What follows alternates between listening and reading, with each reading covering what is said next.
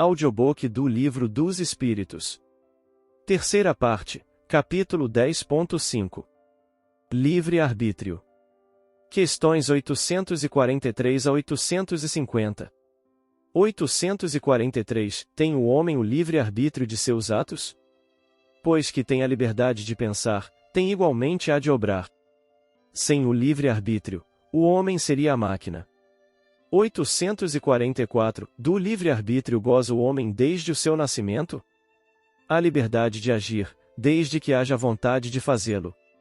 Nas primeiras fases da vida, quase nula é a liberdade, que se desenvolve e muda de objeto com o desenvolvimento das faculdades.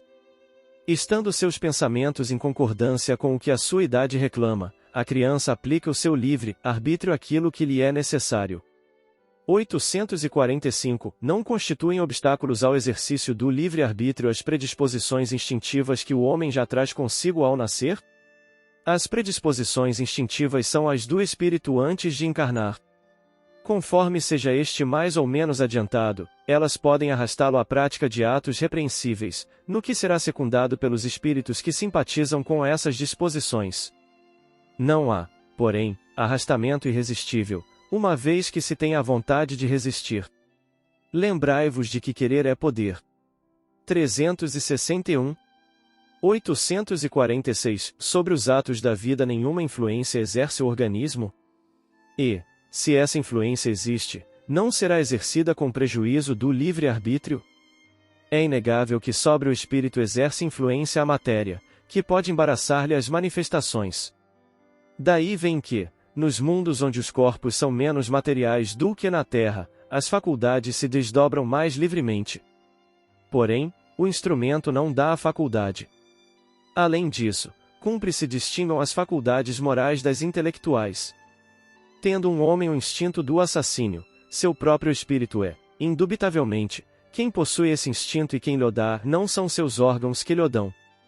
Semelhante ao bruto, e ainda pior do que este, se torna aquele que nulifica o seu pensamento, para só se ocupar com a matéria, pois que não cuida mais de se premunir contra o mal nisto é que incorre em falta, porquanto assim procede por vontade sua. Vede nos 367 seguintes, influência do organismo a ponto. 847. A aberração das faculdades tira ao homem o livre-arbítrio? Já não é senhor do seu pensamento aquele cuja inteligência se ache turbada por uma causa qualquer e, desde então, já não tem liberdade. Essa aberração constitui muitas vezes uma punição para o espírito que, porventura, tenha sido, noutra existência, fútil e orgulhoso, ou tenha feito mau uso de suas faculdades.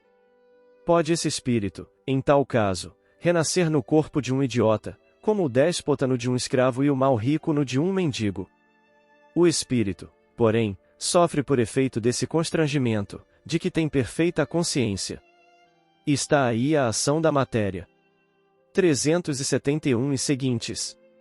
848. Servirá de escusa aos atos reprováveis o ser devida à embriaguez à aberração das faculdades intelectuais? Não, porque foi voluntariamente que o ébrio se privou da sua razão, para satisfazer a paixões brutais. Em vez de uma falta, comete duas.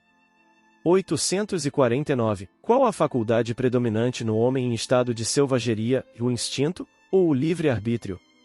O instinto, o que não o impede de agir com inteira liberdade, no tocante a certas coisas.